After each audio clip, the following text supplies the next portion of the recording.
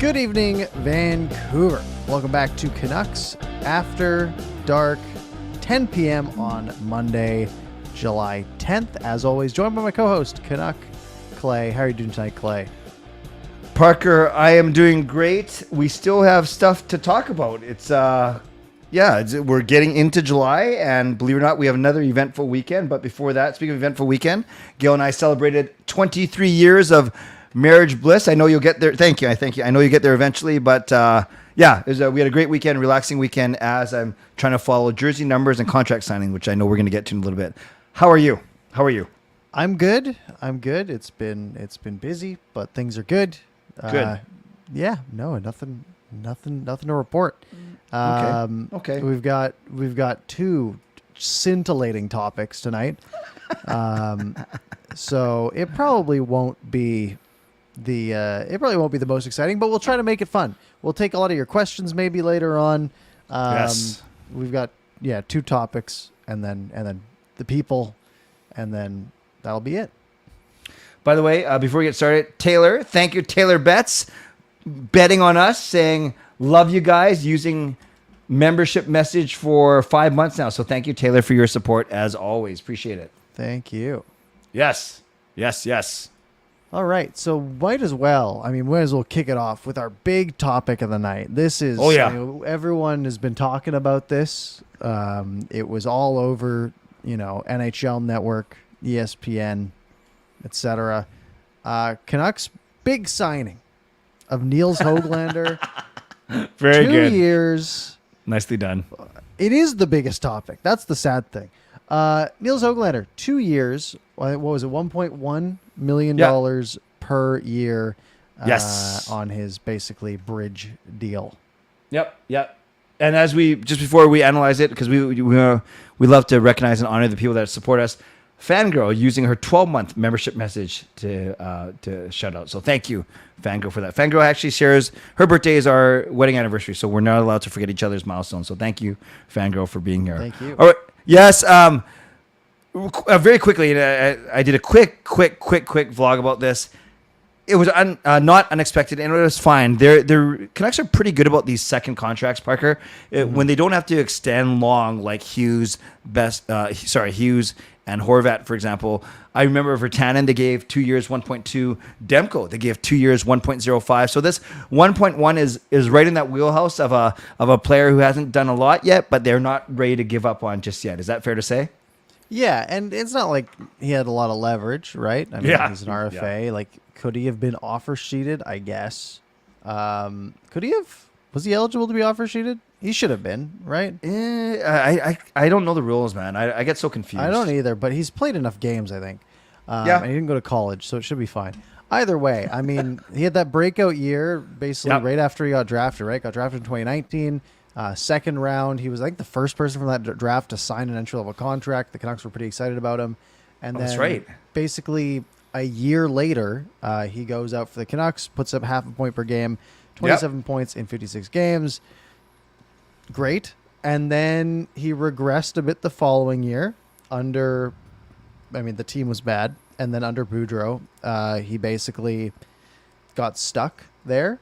And that carried on into last season. Only 9 points in 25 games before being sent down to Abbotsford, where he was pretty all right. 32 points in 45 games in Abbotsford, 6 points in 6 games in the playoffs. And in the playoffs, he was very noticeable in my two viewings as well. Well, that's 2 more viewings than I had. So what do we like about it? The first year? We liked that he had hockey IQ. You could see that, decent hands, really, really tenacious, especially in the offensive zone. And showed some offensive ability. You're right, 27 points in 56 games. Then in the 2 seasons where he wasn't as good, I think maybe a bit of his confidence slipped, Parker. And I think the biggest thing is for both Boudreau and he got sent down before Tocchet. So under Boudreau really was, I guess, his lack of detail defensively, and not just in the defensive zone, but actually maybe not the strongest play in the neutral zone and even in the offensive zone. So that kind of comes part and parcel with a young player. So I'm not overly concerned, but I think it's definitely coming to that time where he's got to really start to, just like Podkolzin, who's the same draft year, he's got to start to really make a move pretty soon. Yeah. Do you think so? Obviously, we Yeah. have training camp coming up. Yep. Do you think opening night Nils Hoglander is in the lineup? I think he's on the roster, so I'm going to buy myself 1 or 2 extra forward spots. I think he's on the roster, yeah, but I know we've talked about the waiver thing. I believe, basically, I think it's one more game left. As soon as the Canucks bring him up, they're not going to bring him back down without risking waivers. Right. So they got to be sure. So it's either you start him in Abbotsford, then bring him up later, or you start him on the big club. I think he's got a good shot to make one of the bottom 6 spots. I really do. I don't think he's going to crack the top 6, but his agent was even on, I think it was on Scarce and Price or somewhere today talking about how they expect him to battle for a bottom 6 spot. What do you think? Yeah, I think that's probably about right. I think that really, again, they will move a winger at some point. Yeah. Right? And I think that has to happen, right, for him. Give him an extra spot to have a chance to make. Yeah. But yeah, he's not, the Canucks have a lot of wingers and a lot of sort of medium level wingers. If they think they can get the same level of play out of someone else and again sort of save that waiver designation, then maybe they keep him low. But that's a good point. And you also have to think, okay, do you want him playing? He's only 22. He'll be 23 in December. Do you want him playing, top line minutes in Abbotsford, or do you want him playing fourth line minutes here, maybe third line minutes here? Sure. With maybe a touch of PP2 every once in a while. Yeah. Where would you land on that?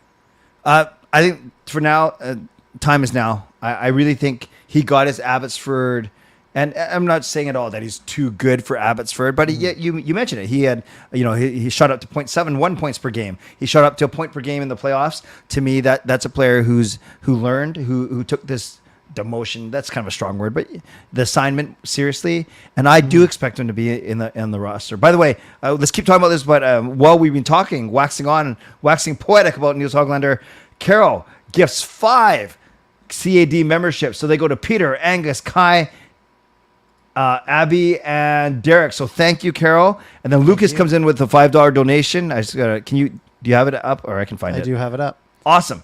Canucks ECHL going back to Kalamazoo in 2023, 2024. Funny town name, but nice to be linking up with the Wings again. Yeah, and maybe that could be our third topic. A very quick mention that more developmental opportunities for Canucks prospects. But thank you, Lucas, for the donation. That's you. Awesome. Yes. Yeah, going back to Hoglander, I'm sort of on the same page. I think you're getting to the point as a winger, 22, 23. That's where you start to become who you're going to be. Now, Hoglander again showed that potential, right? He's sort of pulled a Brock Besser on us here, right? Like he showed, like rookie year, you're like, man, this guy's going to be really good, right? We looked at him and we thought, okay, this is going to be. I mean, he was on like a 40-point pace in his first season. This could be a guy who's putting up 60, 65 points a year on your second line forever, right? That would be great. And then the following year, he gets 18 points, right? So yes. He needs to take that step. He needs to take it soon. And if he does take that step, if he goes back, let's say he goes back to his rookie level, right? And he's a 35, 40-point guy playing on the third line, making $1.1 million. Yep. It's great value for the team, right? Yes. Like really good value for the team. And I think that would go a big way if they are trying to make a push this year to make the playoffs. Hoglander could be a nice little chunk of value to help. I agree. Great point about the value, especially on a team that needs more of that. And I love your comparison. The only difference between Besser and Hoglander is about $4.75 million over their fourth year. Yeah, that does make a difference, eh? Just a bit. But yes, I share your sentiment of we've seen, I guess that's the challenging thing, right, Parker? We've seen the flashes. We know what he's capable of. Now it's the consistency, the maturity, the professionalism to do that on a regular basis. Yeah. I mean, I love the player. Yeah. Like I really like Nils Hoglander. He's got the tools, just needs to get it together, and he can be a real impact player. Who do you see him as ideal line mates for him? Like, I know if we're not talking top 6, then you're really looking at centermen of like Bluger or Dries or Oman. So I'm not the best ever, but who do you see him playing with? Yeah, if we're talking something like Bluger, I mean, who's getting moved, right? Are we assuming Garland gets moved here? Right. Yeah, I mean, I don't know, right? Because do you want him playing across from Podkolzin? I don't know. It doesn't feel great, right? Maybe Dakota Joshua. Though didn't Joshua and Podkolzin play kind of well together last year? They're okay. Yeah. How about? I'm being serious here. I'm not being sarcastic. It's I don't know why I have to qualify it like that. How about Hoglander, Pearson, and Bluger? I forgot Tanner Pearson existed. Okay. Yeah, that makes sense as like a third line. Yeah, I think, exactly. I think that's pretty decent because I mean I'm looking at sort of the depth chart and I'm like, yeah, there's no Pearson on here. But I'm like, which one goes, right? Is it Beauvillier or Garland or right? Assuming Mikheyev's healthy and et cetera, et cetera. Yeah, I guess Pearson would be the natural one to be on the third line. I mean, he's not going to be in the top 6 ahead of Kuzmenko, Mikheyev, Besser, Garland, or Beauvillier, whichever one's still here. Right. So then what you go Pearson and Hoglander together, and then who do you stick Podkolzin with? You don't want to put Podkolzin and Pearson together, like that's true. Yeah, no, that's true. And then maybe you're looking like Amon, Joshua, and Podkolzin as your fourth, and that's not terrible. Yeah, I think it might be good for Podkolzin to get some like defensive role, and that line has a little bit of upside, right? Yep. Joshua and Podkolzin. I mean, Joshua scored a couple of goals last year. Podkolzin has had flashes as well, and Nils Amon, is Nils Amon. Doesn't do too much, but again, they can contribute offensively a little bit. Right. I wouldn't hate that. Again, I just don't love seeing Podkolzin getting fourth line minutes. I hear you. I want to see. I want to see him get more. But I think when you start to piece it together, that doesn't sound like a bad bottom 6, right? Bluger, Pearson, Hoglander as a unit, as a third line. Yep. That sounds pretty average to me, right? Yep. Again, some offensive upside. You have at least 2 players there who have shown flashes offensively. And then your fourth line, the fourth line makes me nervous. I like Joshua there. Oman is scary a little bit sometimes. Same with Podkolzin. So yeah, I think. But again, they're getting like 11 minutes a night. It's probably fine. Yep. And you're right. Those combinations of Hoglander, Pearson surrounding Bluger, and then Podkolzin and Joshua with them on. That's predicated exactly on one of Besser, Beauvillier, Garland getting moved. Because if, for instance, we presume it's Petey, Mikheyev, Kuzmenko, just for argument's sake, and then you have Miller, Besser, and one of Beauvillier, Garland. If no one moves, one of those guys is going to likely drop to the third line, and now Hoglander, Pearson's dropping down. So you can see the triple effect, the trickle effect, but you can see why we have to move one of those guys. Right, and then Podkolzin's not even in the lineup. Exactly. Yes. And Trevor makes a point here, feeling like Podkolzin needs top 6 time to develop properly. I think that's partially fair, and again, playing offensive roles helps. However, people are going to get hurt. Right. Yep. There's going to be an injury in the top 6 at some point, and someone's going to have to step up. Whether that's Podkolzin, whether it's Pearson, whether it's Hoglander, they will get opportunities in those roles. Right. They might get the occasional minute on power play 2. The Canucks are going to lose 3 games in a row at some point, and they're going to shuffle the lines. Right. Yeah. We know it'll happen. So I wouldn't be, opening night roster is sort of what we're focused on. I wouldn't look at it and be like, oh, Podkolzin's a fourth liner all year. He might get, some opportunities to move up. Great point about injuries. Yeah, things could change within the first week of the season. But I know I enjoy speaking about line combos and deep pairings, and I know our subscribers and our viewers, they love that because it's tangible, it's real, and it's the first thing that we look for when practice starts. It's the first thing we look for when warm-up starts. So I asked you, Parker, let's go to the top of the lineup.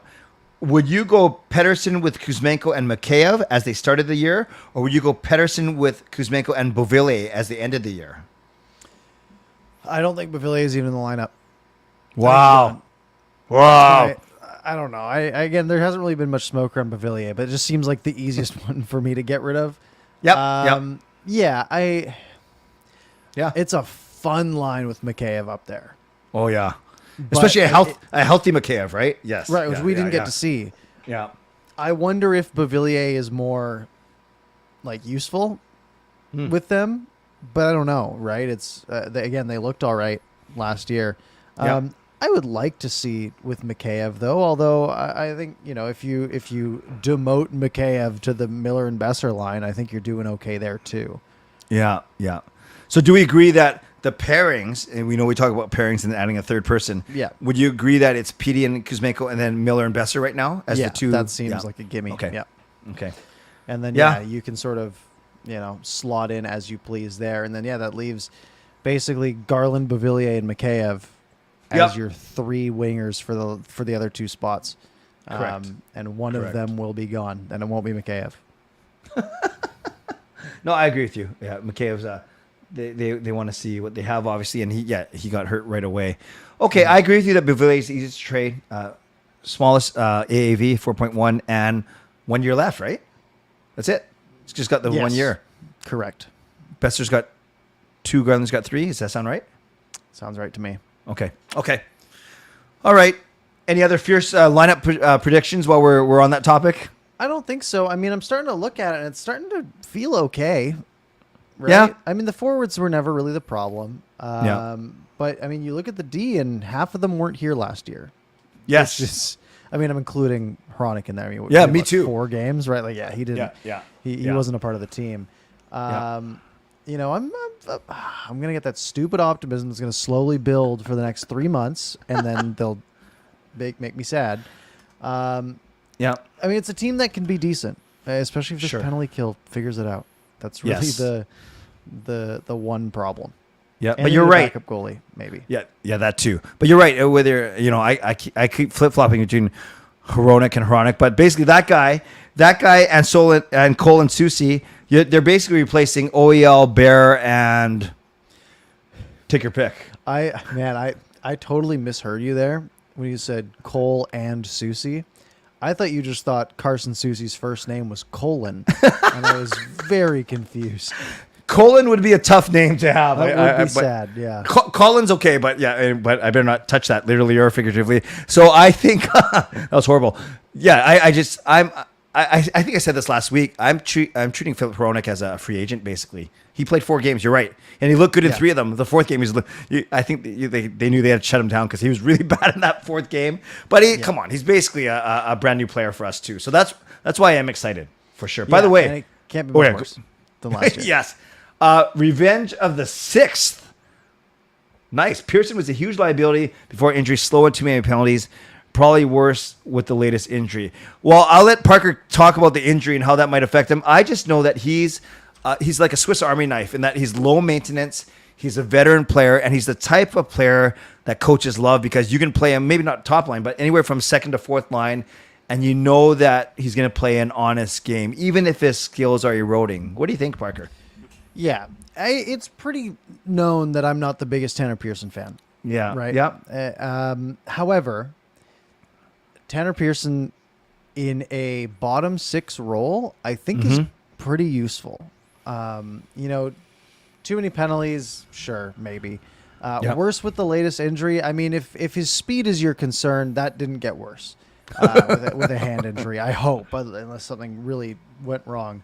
No, I totally see where you're coming from though. He hasn't been fantastic. He was decent. Was that 2 in like the first year of his contract? Remember, he got the contract 3 by 3.25. The first year, I didn't like it, and then he was pretty good year 1 of that contract. Then last year was year 2, if I'm not mistaken. He's on the last year of that deal now. Yep. Last year he wasn't great, and then he got hurt. So I don't know. It's tough to say. I think you can't move him right now with that hand injury that he's coming off of. I mean, we'll see how he goes in training camp. But I mean, I think if you're putting him on the 3rd line with, like you said, like Bluger and Hoglander, I mean, I think that might be a decent piece as long as his shot isn't totally gone with that hand injury, right? Like he can score from time to time. Yep. That would be one of my main concerns. But if that is fully healed and there's no real issues from it, I don't see any reason he couldn't have been skating with it, right? Like, keep the legs active. And so I wouldn't be too down on Tanner Pearson. But good point about his speed. Not the fastest guy to start with. No. So if he's not keeping up with his conditioning or at least not getting to game shape, could be challenging. By the way, Shannon Shannon Hollingworth, she gifts 5 Canucks After Dark memberships. So welcome to membership, McDeezy, Yashu, and Chris, and Lil Jimmy. I love that name. And. Lil, yes, and yes. So thank you, Shannon, for the donation, and welcome to membership, the 5 of you. Wow, a lot of members today. That's awesome. Wow. Yes, that's very good. Great. Thank you very much, Shannon. So our Hoglander conversation spiraled a little bit, but I think that was good, and it is starting to sort of come together. I think maybe. All right, let's talk about. Do you want to talk numbers? Sure. YouTuber told me that I have to back up a bit, so he said my mic is so loud. Yeah, maybe you can turn that down the settings a little bit. Why don't I just sit back here? That is not better. Okay. Yeah, so I'll make it as for, I mean, I put this in the title and I put it in the thumbnail to be kind of, inflammatory.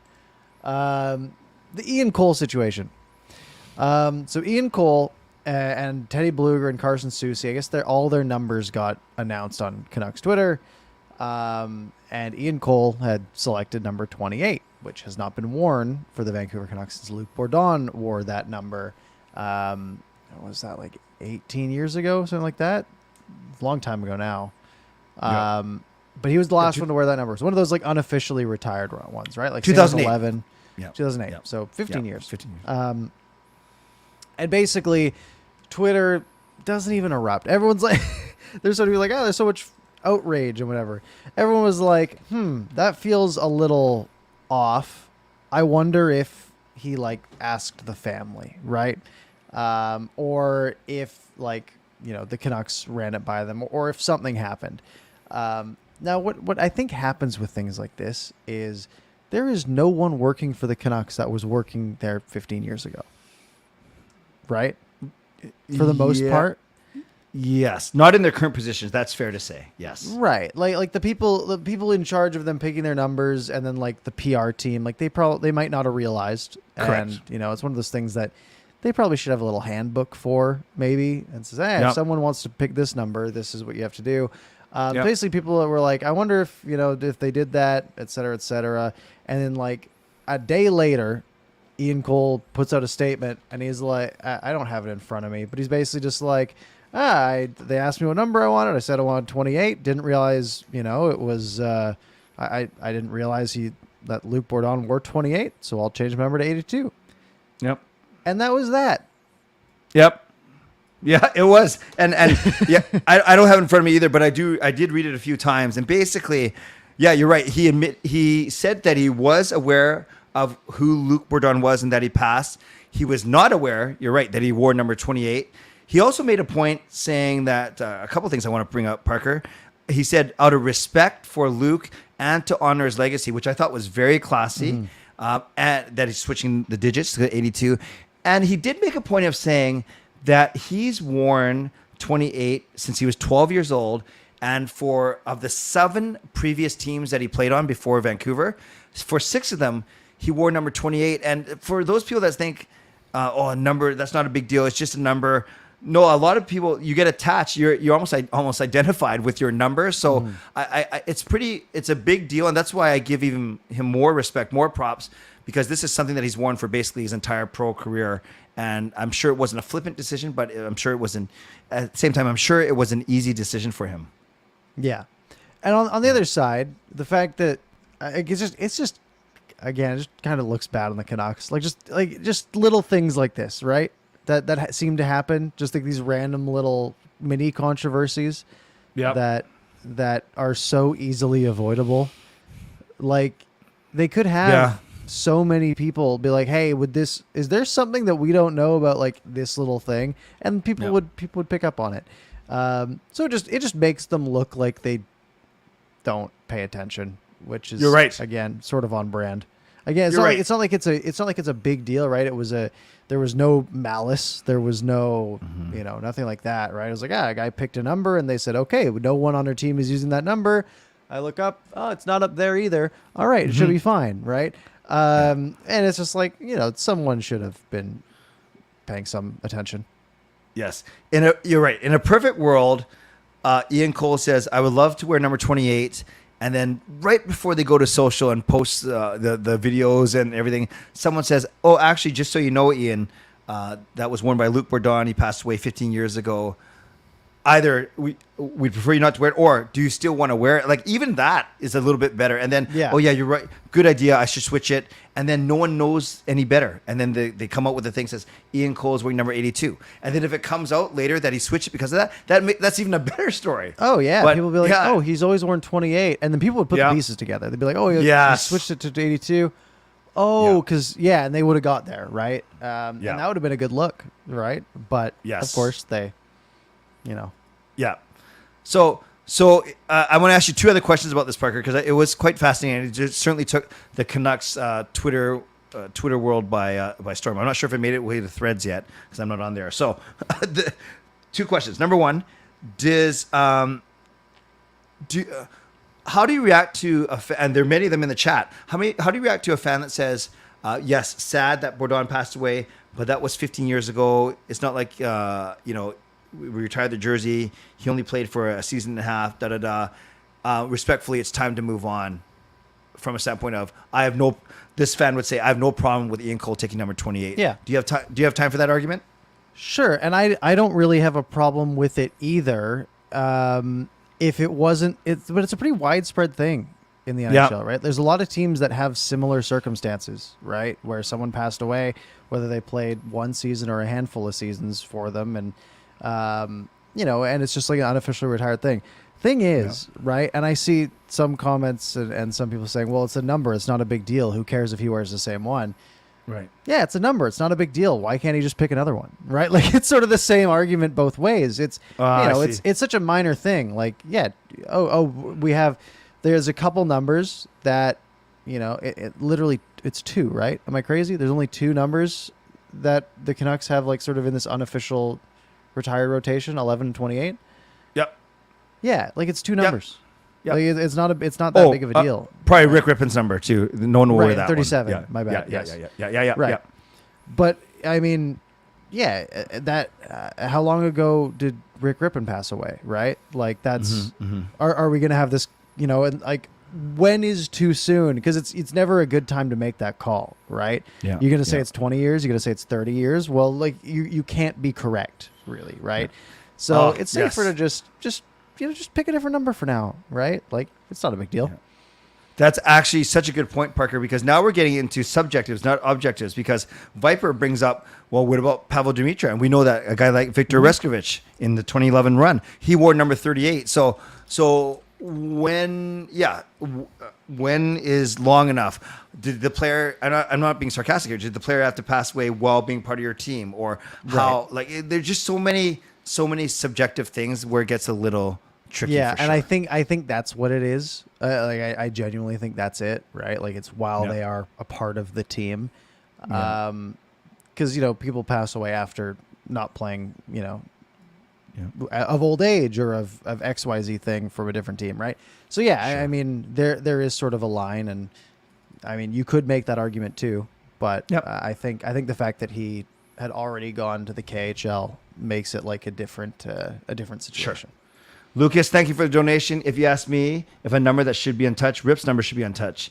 I hope 37 goes up in the rafters soon. I agree with you that it should not be touched for a long while, if ever. I'm not sure if you honor it the same way as you honor, a retired player because of his merit on the ice. So great point. It's always going to be a good discussion point. Thank you for that, Lucas. Appreciate that. One other question I want to ask you, Parker, and kind of Taylor touched on it. Taylor says only people who are associated to the person personally should be the ones to speak about something, as us fans shouldn't have a say. So whether or not you agree with the way Taylor worded it, I know you and I were talking about before we pressed the record button that, and you kind of hinted it when you introduced the topic, this really picked up inertia on Twitter, on social, because of the fans of the, not the organization, not the player himself, not the family, as far as we know, but because of the fans. And on one hand, that's good. It shows how passionate it is, the fan base is. But on the other hand, I'm thinking, man, poor Ian Cole, he's just sitting in his apartment or his house saying, I haven't put on the jersey yet, and already. So I don't know. Maybe they know that coming in. I'm not looking. He's not looking for sympathy, but it depends on how you attack it, right? If you go out and say that post comes out and Ian Cole's wearing 28. Yep. If you immediately go on and say, wow, Ian Cole's a terrible person. He picked this number to spite, like XYZ, like he didn't care. Yeah. Like that's not what happened. People were like, hey, did they realize that like this was like Luc Bourdon's number? Like, did they run it by like the family, or did they check, or are they past it? Like, can we get some clarification? Was sort of the vibe that I got. It was like, hey, can we clarify, like, was this a decision that was made, or was it an accident? It turns out it was an accident. Yep. There's no harm, no foul, right? And no one's mad about it, right? It's just a discussion of, hey, is this, where is that bar, and how, should it be something that teams do, et cetera, like what we just went over. Yes, I don't think anyone. Yes. I think if you're being malicious around it, then I agree with you, Taylor. But otherwise, like, having a conversation about it, I don't think is, again, it really is. It's up to the players and in this case the family if they wanted to. But yeah. So now today's Monday night. We know that the first post about the numbers came out on Friday. Then he sent out his statement on Saturday. Had one day to rest. Overall, do you kind of like roll your eyes at it, or do you say this is probably a good conversation to have, or are you saying this is typical Canucks fandom or Canucks management, or do you not even care? Like at the end of the day?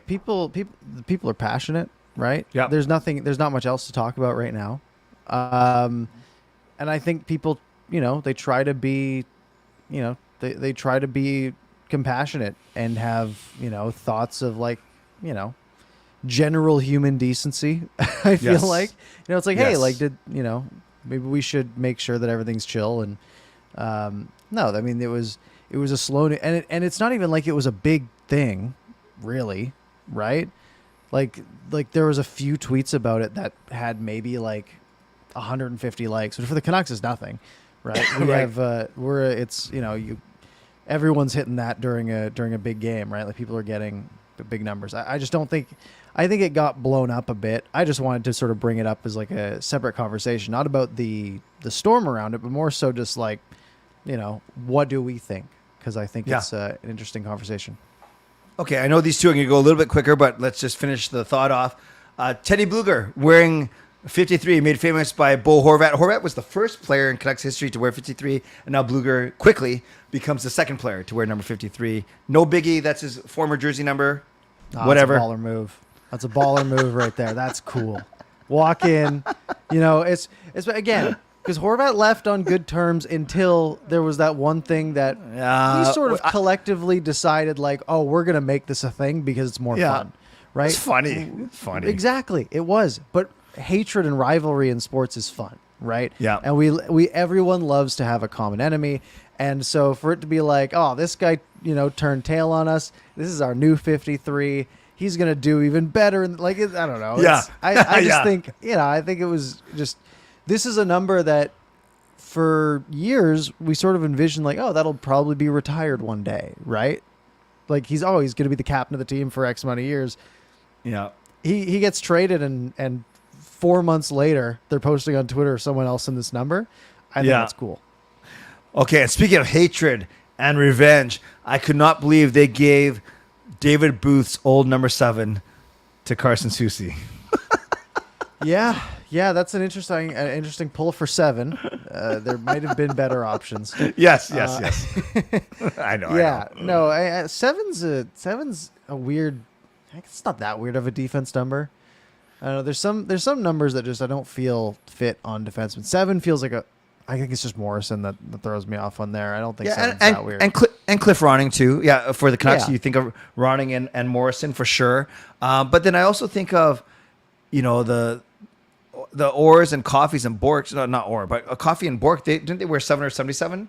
Maybe they both were 77. Now I can't even picture it. I don't know. That was before my time. Yes, I know. I'm going to look it up as we're talking. Famous. Go ahead. What did Soucy wear in Seattle? Did he wear 28. 7? No, that's why. So him and Cole wore 28 last year. Yeah. Interesting. Okay. So that makes they give sense. it to they give a it to the quarter veteran. of that. Yeah. I don't know what the. Yeah. I don't know how So that relates. But you've heard of Paul Coffey, right? Yes, I've heard of Okay, Paul. good. So Paul Coffey He's did wear number. That's what coffee's named after, right? He found coffee. Exactly. That's exactly how it's spelled too. Yeah. So Paul Coffey and Phil Esposito were among the famous players to wear number 7. So yeah, you're right. Not a lot of famous defensemen. That's fair. That's a fair comment for sure. Yeah. That was funny. That was good. That was good. So that's the numbers, I guess. Fun. Fun. Kalamazoo. Yes. Best name in all of cities. Mm-hmm. Do you know where Kalamazoo is? I'm guessing Michigan. That was my guess too. So it probably is right. Let's look it up. Yeah, it is in Michigan. Yes. It is. They got 73,000 people there. Good for them. Wow. Yeah. While you're looking up Kalamazoo facts, Lucas, another donation. Thank you, Lucas. Appreciate it.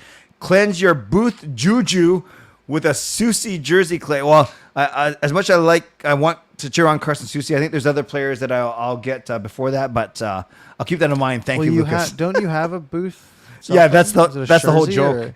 No, I bought just a rip full-fledged the name bar off. Yeah. There's Soucy on there. Yeah, I have a full-fledged David Booth jersey. In fact, I have 2 because we also wanted the jersey off his back one year. Not one, but 2.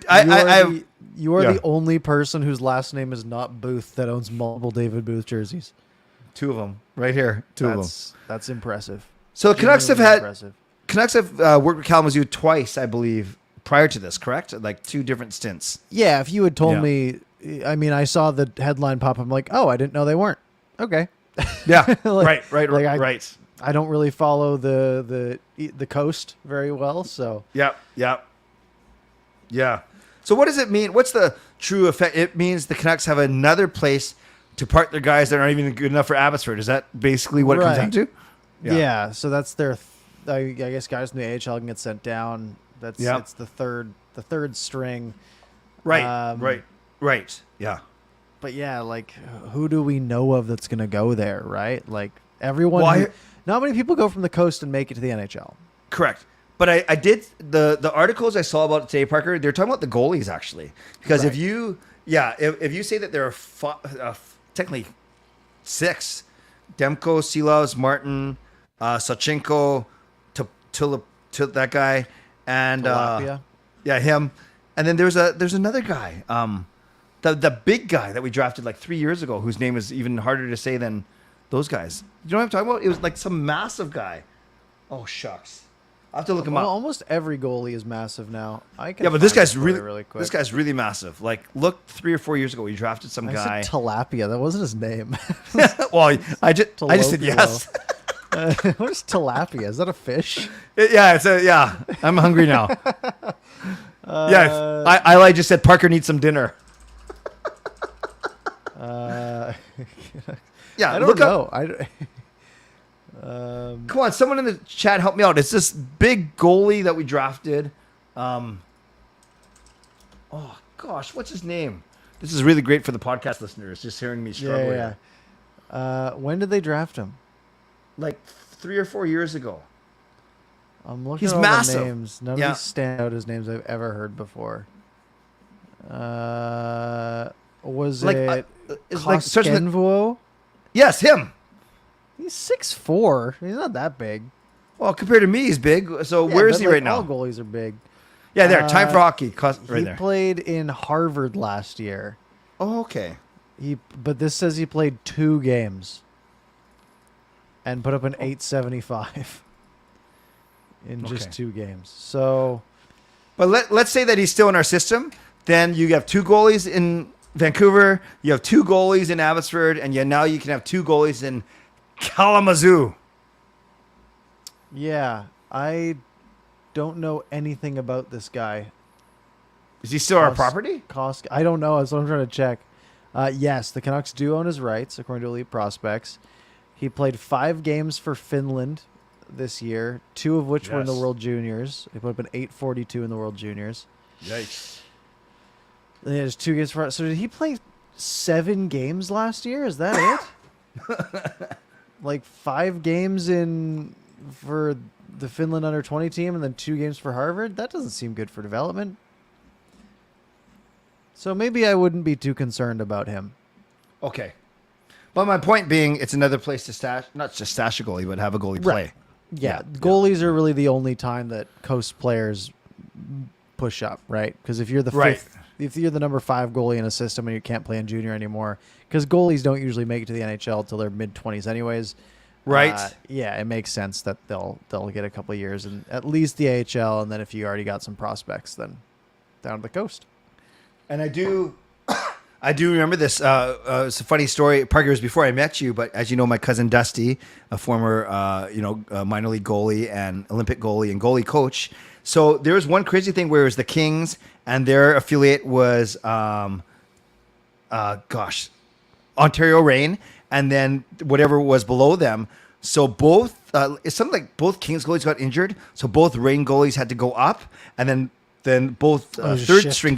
Yeah, shift up, which one of them was my cousin's kid, Dusty's son. But then they didn't have a backup. So they signed my cousin Dusty as the goalie coach for a 1-day contract. So he backed up his son playing for the Ontario Reign. Yeah, it was a really, really cool story. Yeah, it was pretty cool. All to say, okay, so it's only a 1-year agreement, but at least they will have more say then. As a true affiliate, they'll have more say in the development of the players as opposed to lending a player to a ECHL team and then hoping that he gets some ice time. Right? There's a big difference there. There's a big difference there. Yeah, absolutely. Yeah. And then one more Canucks-related somewhat news. All right. And it's AV. AV retired officially. Wow. I didn't even notice this happened 5 days ago. Vigneault announced his retirement. Best coach in Canucks history? Yeah, he's got to be. Most successful? Above, yeah. Would you put him above Quinn? Yeah, Quinn. Yeah, see, I get Quinn, the coach, mixed up with Quinn, the general manager, who pulled off some really good trades. Yeah. Yeah, maybe Vigneault just recency bias. Definitely most successful, I don't know about it most impactful, but like the best this team has ever been was under him. Yep. Right. Yeah. Yeah, he never won a cup, I guess. Well, no one did here. I know. Sorry. Him overall. Didn't he win? He was on so many good teams. Oh yeah, he coached the Rangers when they lost to LA, right? I think so. Yeah. Does that sound right? Yeah. That does sound right. And then he, that was his first year with the Rangers. And then they lost in the conference final the next year. And then, he coached the Flyers for a few years.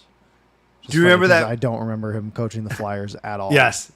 Do you remember that clip of Vern Fiddler skating by the bench? Yeah.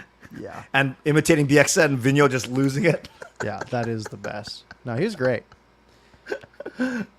Yeah, it's too bad. I was at the game in the 2013 playoffs when they got swept by the Sharks. So Sharks hosted game 1 and game 2.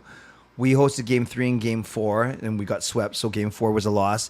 And as I watched Vigneault walk across the ice, because that's what they had to do at the time, to their tunnel, I think everyone knew that was that the window had closed kind of thing, right? And that he was going to get canned that summer, which is really too bad. Yeah. Because do you remember who was after Vigneault for one season? Yeah, I sure do. Unfortunately, and that guy's back in the league too. Of course he is. Of course. Yes. Always. No, Vigneault was good. I forgot. Yeah, that was the lockout season too, eh? Yep. 2013. Yep. And then he went to the Rangers. The Rangers, his might be surprising. The year they lost in the finals, you know how many points they had? Well, was it a full season? Yeah, it was a full season. They had 96 points. So you're saying that's low? Yeah, and they must have barely made it in, right? I mean, they were at 45, 31, and 6. And the following year, they had like 113. So they took a big jump. And they lost in the conference final. Yeah, it's surprising that Rangers team never got over the hump either. That was his theme, though. He got teams to the dance. Yep. Wonder where Rick Tocchet's going to end up on that.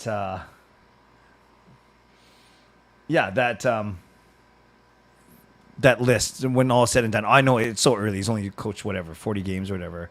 But I don't know. I must say, I'm not too far of a tangent, but I'm just saying that I know I wasn't very confident in Rick Tocchet when he came here. And granted, their season, the team's lightened up, they had nothing to play for. But I'm really optimistic for Tocchet. I really am. It seems like the players have bought into what he's selling.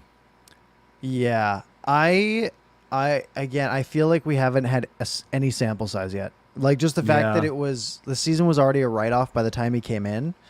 Yeah. To the point where, like, I don't know. I don't think you can really judge anything off of that. I mean, really, the start of the season is going to really be the test, right? Sure. Where are they 12 games in? Are they 3-9 again, essentially, right? Because then it's going to be like, okay, then, I'm going to be checked out pretty quick. But if they show tangible steps, and again, that's not going to all be on the coach, because I think this team is going to be, it's different on paper. It might be better. I think. Yeah. I hope.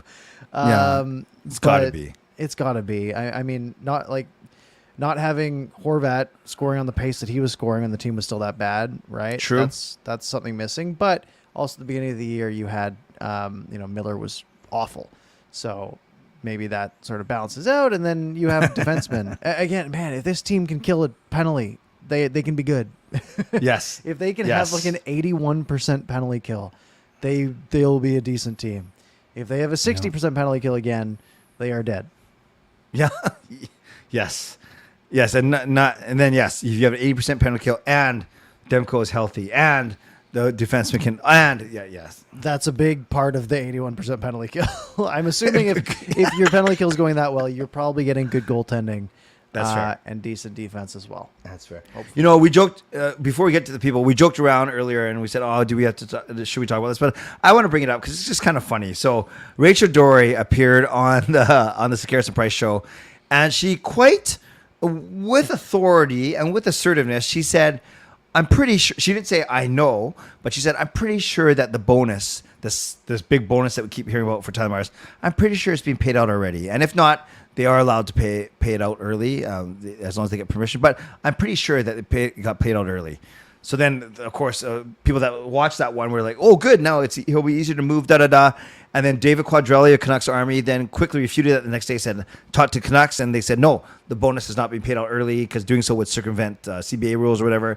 And then lo and behold, Rachel Dory sends out a tweet saying, "Well, okay, but if they wanted to." If they wanted to pay it early, they could. So she didn't really walk it back. She didn't. Not that she had to apologize, but it just yet another. This wasn't a fiasco or a debacle. It's just kind of interesting how everyone is so hungry for Canucks news, and especially news that they would think would be advantageous for the team, and it was all for naught, basically. It is weird to me that, like. So this is the Quadrelli tweet. The Canucks will not be paying the bonus early. It would be deemed to be circumventing the salary cap. How? I don't know. I don't get that. Because if the bonus had been, let's say, due July 1 instead of September 1, it would have no impact on the cap whatsoever. Yeah. Like, I don't...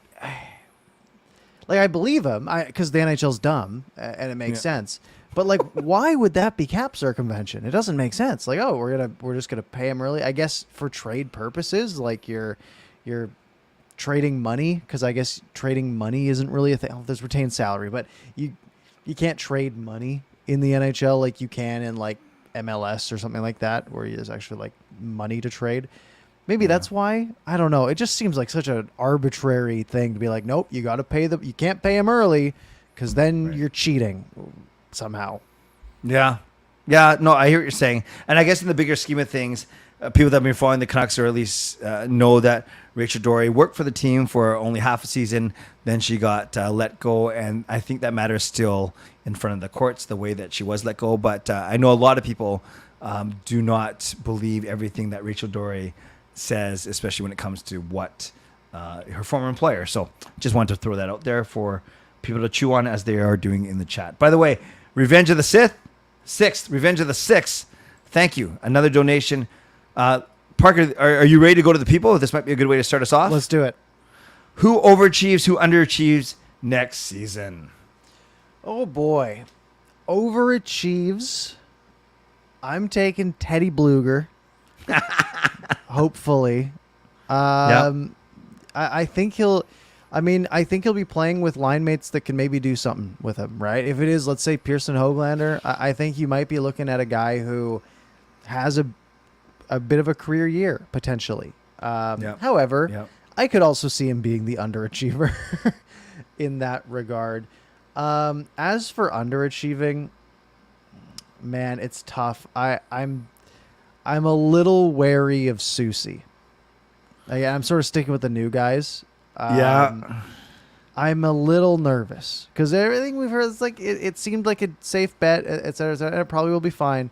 But there's also like he couldn't even really stick in the top 4 in Seattle, and it's like, is our bar set so low based on the defending that we've seen from this team that we're like, oh, save us, number 5 defenseman, play with Quinn Hughes, right? Like, who knows? I'm so happy you answered Susie as your underachiever because I'm hoping that he's our overachiever because exact same kind of lines that you're thinking, Parker, because all we've heard is you're right. He was a third pairing and he couldn't even crack top 4 in Seattle. Are we expecting too much for him to be a top 4 here? And that's perfectly aligned with potential overachiever for me. And I do think Ian Cole actually could overachieve. We just think of him as a solid 34-year-old guy who's classy when it comes to choosing jersey numbers. I've seen some highlights. I really like what he does. He's got an offensive flair. He can skate well enough, and he's mean. I would love him to be our overachiever. For underachiever, I'm going to pick Connor Garland if he's still on the team. I think it's just going to add to the frustration. People they're going to see his numbers and they're going to think, well, this guy doesn't get a lot of points. Then others will say, well, 5-on-5, he's great. He just doesn't get any power plays. I don't know. For Garland, as much as I liked him when he got here, I just think he's going to be saddled with that label while he's here. Yeah, maybe. Yep. That's definitely plausible. I think you could have picked anyone on these lists, really, except Patterson. And had like a reasonable shot. Sure. We'll get to other questions, but we want to honor donations too. Lucas, another donation. Thank you. What would be your biggest hot take for 23-24 and why? Biggest hot take. I presume he's saying Canucks. It does say all takes welcome, but we'll stick Canucksy, I guess. I can only think of negative things. Is that bad? If I had a negative, if I could make a negative prediction, I don't know if this comes. I hope it doesn't. I don't think it does. Yeah. I mean, the Canucks get like 84 points again this year. Oh, right. I could really see that happening because again, like there's been changes, but we've had nothing really tangible. Right. There's been nothing like, oh wow, we got a big upgrade. Right. Yeah. And Hronik might be that. Yeah. But he also might not. It could again just be a bunch of guys in a blender that don't work together. It's hard not to have that pessimism with how bad the team has been. Sure. I got a positive one for you. How about this for a hot take? Quinn Hughes is a Norris Trophy finalist. Not necessarily winning it, but finishes top 3. Have any time for that, Parker? Any time for that? Playing with who? Ian Cole. I don't know. I don't think. Look, Quinn Hughes is great. I don't know if he has a good enough defense partner. Fair enough. Good point. Good point. And again, that's not his fault, right? Yeah. But if he's not going to be a plus 50. Yep. Right. This year, he's just not. And the thing is with Norris voting, right? How many people are just staring down the plus minus and the points? I know. The Eastern, they don't watch. They can't stay up this late, et cetera, right? Like that whole thing. But I do have time for it. I would love that. Yeah. Okay. Thank you. Edmund Besser finally hits 30 goals or has a better plus minus season. I don't think it's either or. He's just saying, could either of these things happen? Does he hit 30 goals? No. I'm playing this statistics game. He hasn't done it yet. Probably doesn't do it again. He set a career high in assists last year. He's sort of changed his game a little bit. The shot just isn't. It's not his thing anymore. Like it's just not the same. He's got to be better than a plus minus. Yeah, minus 20. Yeah, and again, playing the statistics game, he's never been below a -5 before, Yeah. so he'll probably be better. Wow. I'll say no and then yes. Okay, I'll go with that. I'm with you. All right. Peter says Myers pulls off a Forsberg move this year. That I want to see. Yeah, I'm going no. Probably not. Let's see here. Jaskran says Bluger could be a Jason Dickinson if he underachieves. Oh man, I was so excited for that signing too. I think I like him. The thing is, he can't be though. It's a 1-year deal, right? Yep. Like the Canucks can just get out. There's no second round pick and Riley Stillman. Oh, Riley Stillman. Oh wow, the team is better. Hold on. But did you hear the stat too, Parker? That presuming it's Hughes, Cole, Susie, Hronik, whatever. Pick one of Brisebois, Wolanin, Hirose, and Myers. I pick Wolanin. Okay, fine. So let's go with Wolanin Myers. Because Myers was hurt at the start of the last season, only one guy, Quinn Hughes, of this year's starting 6 D-men projected, started the team last year. Isn't that crazy? Because of Shen. Do you have any wood around you to knock on? Sure. Just because someone's gonna get hurt now that you said that. I know. We're gonna be more. I'm gonna be more positive. Yeah. I'll be more positive. But yeah, no, that is big. And again, a big thing is gonna be the penalty kill. You know, is Ian Cole a good penalty killer? Yep. Oh yeah. Cool. Cole and Susie are both good penalty killers, but they are also the most penalized guys in their own teams. So they're in the box instead of killing the penalty. But when they're not in the box, they're great. Right. I mean, yeah, put them out there with Pettersson, right? Yeah. On a PK, and you might be able to turn some things around, right? That might be big. And related, power rank these 4 left shot D-men battling for the 3rd spot. I think. Oh, I know. Wolanin, Hirose, Brisebois, and Irwin.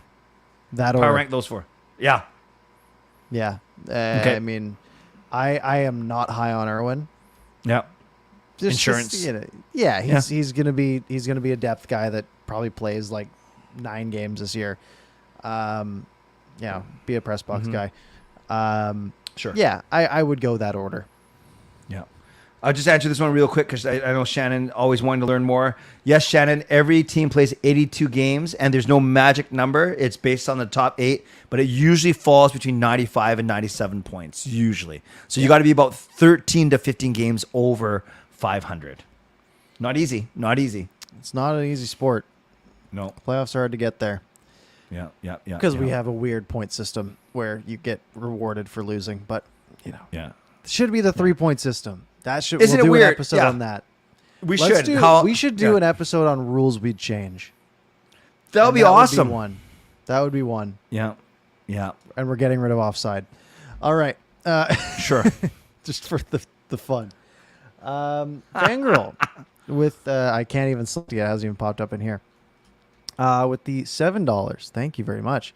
Wow. What would a prime Bieksa and Edler be worth in today's market? Probably a ton.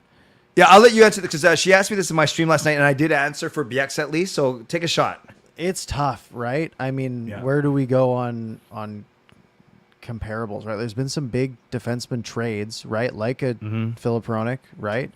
Yeah. Basically went for the equivalent of a Bo Horvat. Yep. And a little, about the same, I would say. Yeah. So you're talking a mid first and a second, essentially, right? And you can. Yeah. I think that might be BX. I bet Edler's worth a little more at his prime too. So, and if we were a lot, and I think at least the way Fangirl explained it to me, I think she wants dollar amount. So I said BX would be about a $5 million defenseman right now. Is that fair? $5 million? Yeah, I would say he'd probably get a 5x5. Like you'd get some term, and Edler would get more, closer to like 7.5. Yeah, prime Edler. I agree. Yeah. I agree. Yeah. In current cap world. Yes. So the NBA announced a midseason tourney. I don't know if you saw that, Parker, where they're actually they divvied their teams up into different pools. So they're going to have different games that do not count towards the standings, yet they want to make it where it's almost as prestigious as winning the NBA. I don't know how they're going to do that. So Lucas, thank you for the donation, says, would you like to see a midseason NHL tourney? Is it replacing the All-Star game? That I don't know. Because if so, then sure. Well, I don't think teams. It would have to get prestige, right? Which wouldn't happen in the first one, right? Yep. Like it would be like, oh yeah, it's a little shinny tournament before the leading up to the finals or whatever. Yeah. That's weird. It is. Yeah. How many games would you have to play?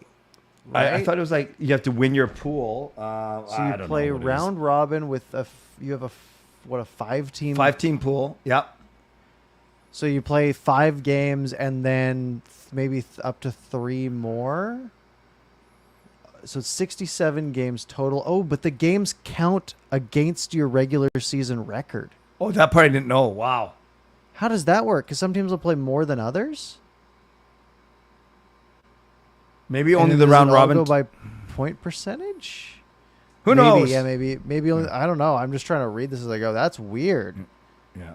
It's a neat idea. I would much rather have a World Cup, like a real one. Yeah. Right? Where there's like 16 countries involved or something and it's real. Much more so than this, but that does seem cool. I agree. Because, why, like, what? You're watching. Okay, so it's November and December. Tournament games are Tuesday and Fridays. So it's like, interspersed games in your regular season. That's weird. Because it's not like you're not dialed in fully to it. But, man, those games would probably be awesome to watch, right? Like, they'd be very exciting. Mm-hmm. High stakes. Yep. Interesting. Weird. I don't think they'd do it just because injuries. Although if it is accounting for your regular season record, maybe. Yeah. That's tough.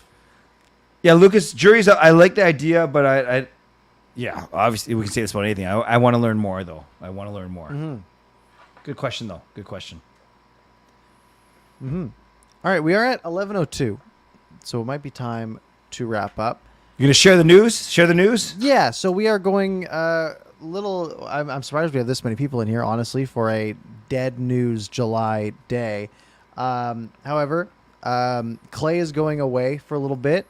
And because of that, we are modifying the schedule. So we are going to be going bi-weekly for the summer. So we'll do every other Monday, 10 p.m. Until probably early September, maybe. So just the next 2 months, essentially.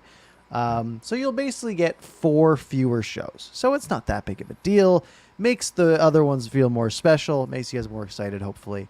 To come do them, and maybe gives us 2 weeks of topics to build up instead of just one, because it does get difficult to when it's August 3rd and nothing's happened for 3 weeks. So that's the plan. Clay just put it in the chat: July 24th, August 7th, August 21st, and then probably August 21st, and then we'll probably do September 4th, and then we're back in it. 11th, 18th, 25th, we're back. So make sure you're subscribed and turn on notifications so you get those. If you missed any part of this show, you can rewind back to the beginning here on YouTube or find it on your favorite podcast platform. It'll be up on your favorite podcast platform in about 15 minutes. You can catch it on the way to work tomorrow. Clay, any parting words this fine Monday evening? Yeah, no, I was very grateful for the amount of people that were in here, the people that gifted memberships and gave donations. Thanks to all of you. And yes, because I'll be away in Peru on July 31st, Parker and I were like, well, should we just take 1 week off? That doesn't make sense. It's kind of weird. So given that we anticipate slow news, we can always come on here if something breaks, or one of us could. But yeah, we said, okay, well, why don't we make it every 2 weeks, and starting this week, then it perfect. It captures that 31st week. So hopefully that makes sense. It keeps us fresh. It'll keep you interested, and we'll try it. And if the feedback is, You guys want us every single week. I don't know why you'd want that, but if you do, then we will look at that for next summer. But for now, this is what we're going to try because, and we'll just see how it goes. Having said that, I guess we're kind of in wait mode now. Are they going to start talking to Pettersson's agent? Maybe. No rush. We've talked about that. Is Tyler Myers going to get moved? Maybe. No rush. According to Rachel Dory, yeah. But we'll see what happens. But otherwise, let's enjoy this slow build towards training camp. I guess young stars first, then training camp, then preseason. Yeah, the Canucks posted on Twitter the other day like a Kuzmenko graphic, and it was like 96 days till the regular season. And it's like, that's way too long to be posting something like that. Because I didn't realize it was that far, and now I'm sad. So that's even, makes it even worse. Baseball. Yes, 3 months. 3 months. Like I'm watching baseball now. That seems bad. Either way, yeah. Thank you all for watching. Make sure you hit like. Make sure you subscribe. Do all that good stuff. Thank you all for joining, and we will catch you on the 24th.